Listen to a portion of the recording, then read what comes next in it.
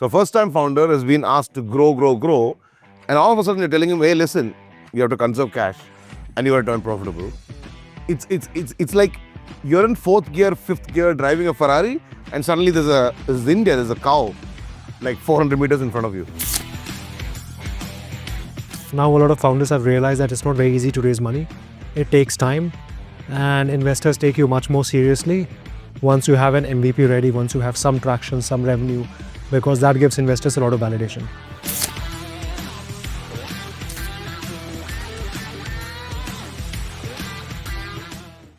Mr. Balaji, why don't you ask a question?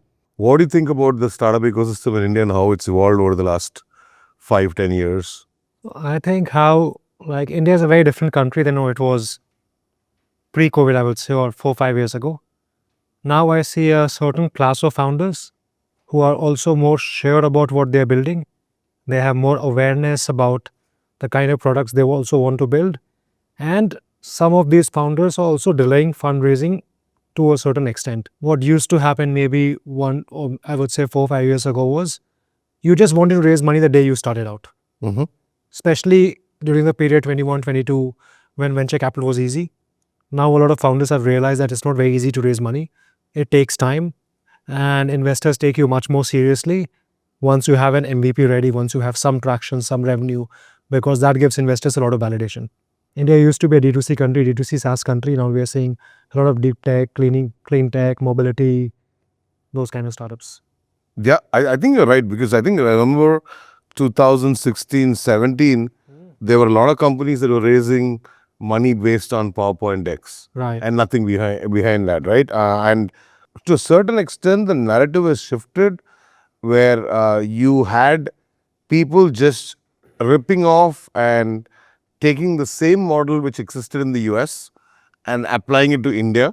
Building a SaaS company in India is very different to building a SaaS company in the US. You are building an India-centric business for the world. And I think the government is to be, applauded for a lot of it as well. Founders are trying to raise smart capital at a more optimum period in the journey of the company, right? Because they kind of realize that they do tend to lose control. Excess liquidity means a lot of other problems that come down the line. They also tend to waste a lot of that money. Yeah. They don't use that capital efficiently. And if someone writes you a $3-4 million check, they expect you to grow quickly or use it within 12 months, 18 months. And then founders are not efficient. They don't use the capital more efficiently. They think of it as other people's money, not their own money. Sure. And a lot of founders, especially second-time founders, realize that. And then they try to delay fundraising maybe to 1 or 2 years, 3 years, once they're at a stage where they can raise capital on their terms and use it more efficiently. But was this mindset there when you were starting out, like when you came back to India 10, 12 years ago? How founders used to think then? So I think that period from 2013, 14 till 16, 17 was sheer madness. I remember being in Costa Coffee and Cafe Coffee Day in Bangalore when I used to visit. I used to see people pitching all the time. Investors were actually putting money on the table, not really sure what they were getting into. And founders were raising money and they were blowing up money. Once you raise capital, there are only 2-3 ways that you can spend the money. One is spend money on Meta and Google, where you can scale unlimited. And the second is to spend a lot of money on people at double their salary. So, and I remember back in the day in 2016, 17, the giants at those times were like Swiggy and the Zomatos and all those guys were just paying a lot for engineers. To a certain extent, they screw it up for everybody else. Right. I think today it's a lot better scenario is what I feel. I remember a very interesting conversation with a non-venture backed founder way back in 2021. He was trying to build a SaaS business and he eventually did a good job. He did build a SaaS business. And he said, the only reason I want to raise money is because I don't need money, but I'm unable to match the salaries. Yeah. The smartest guys, because all these massively venture-backed startups were paying such high salaries that for a bootstrapped or a non-venture backed founder, it was very difficult to get good talent. And I think that has also changed.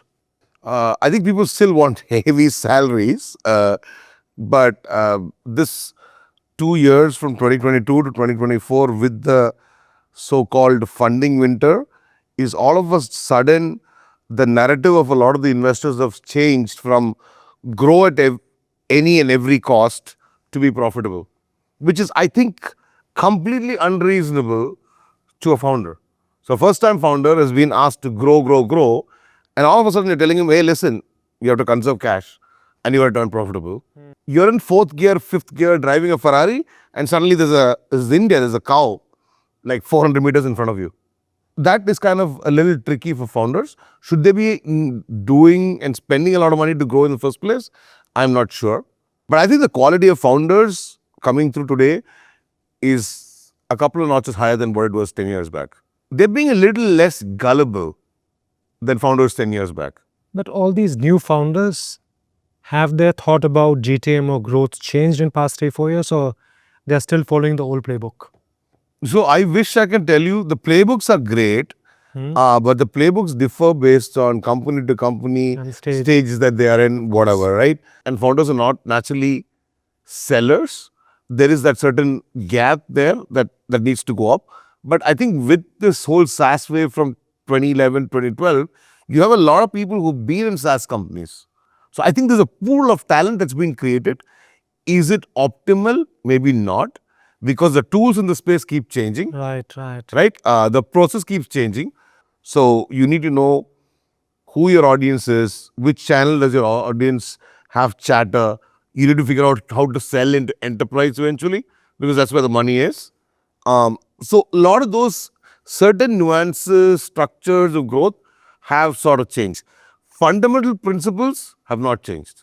Like, of course, SaaS has been one of the great stories for India. Like, Indians have built great SaaS companies. But how it seems like is next 5 years will belong to AI. But how do you think is AI going to disrupt SaaS? Is the old way of doing SaaS dead? I think fundamentally, horizontal SaaS is going to be extremely, extremely difficult. Now, I think the AI opportunity from a SaaS point of view is probably in the vertical AI thing. I think especially for India as a country, I think it will be very difficult for us to fundamentally compete with a primary LLM model. I think we've lost the bus, right? I mean, let's be honest about it.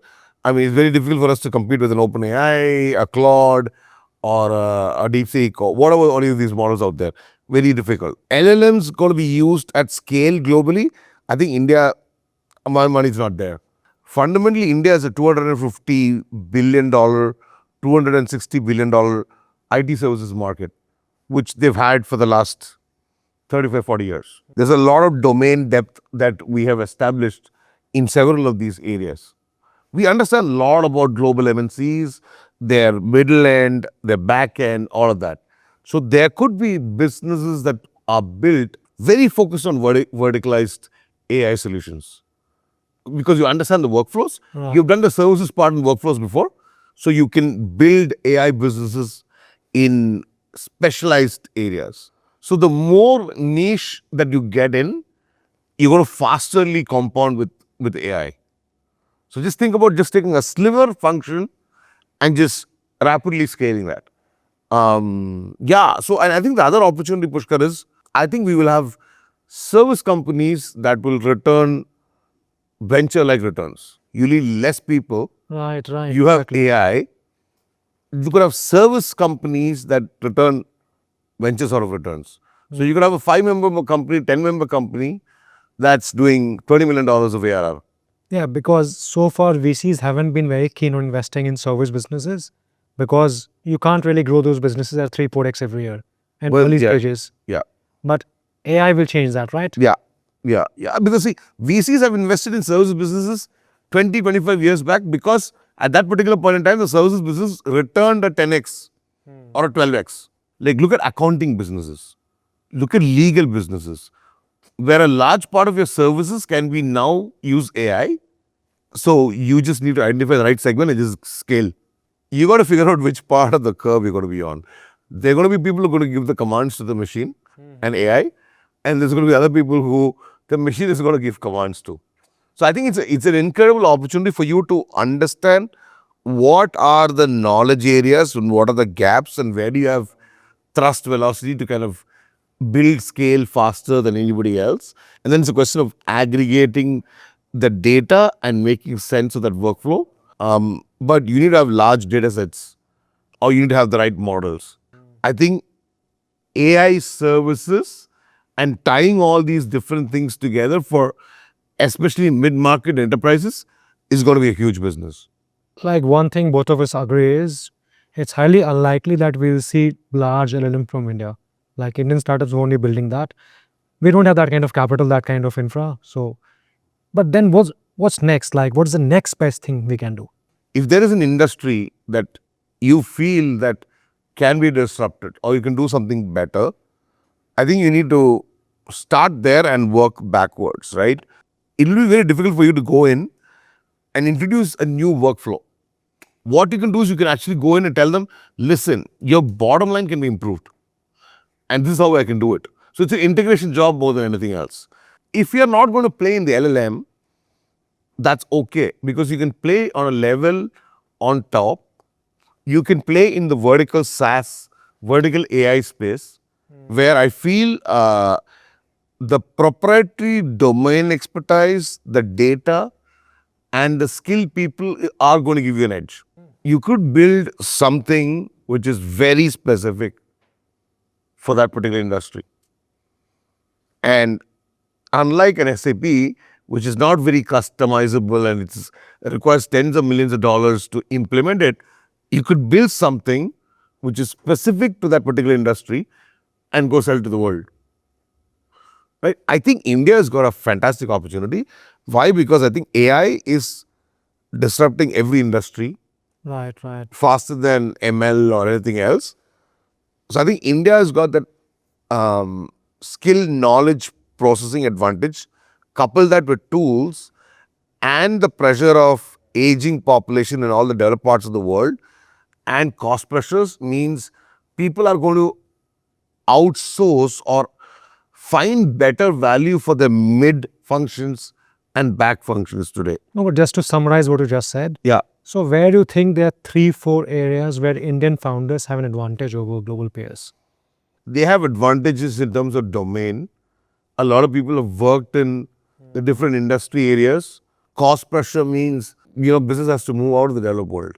No, but the landscape's also evolving, right? It's changing.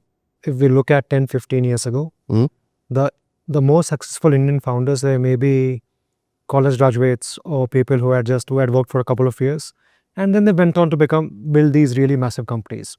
Now you're talking about people who have worked with these large corporations, Mid like MNCs. 30s to Yeah, mid people who have worked 40s. for 10, 15 years who have very strong domain expertise. Yeah. Do you think the next generation of founders will come from them? Will they take the plunge? B2B AI businesses are going to be founded by guys who have 8+ years of experience. I think they're going to be fantastic consumer businesses, consumer internet businesses as well as D2B businesses started by very young people. No, but see, that we already are building, right? Yeah. But the kind of businesses now you're talking about, they don't even exist in the US. Yeah. Because AI is also, AI is new for them also. Yeah. Yeah. So now the copy-paste model won't work in this age of AI. Yeah. So young founders out, right? As a young founder, 22, 23-year-old, I can build a D2C brand because there's no entry barrier. But Yeah. I can't go and disrupt shipping, or I can't say I'll build something for cruise companies unless I haven't worked for them for 15 years.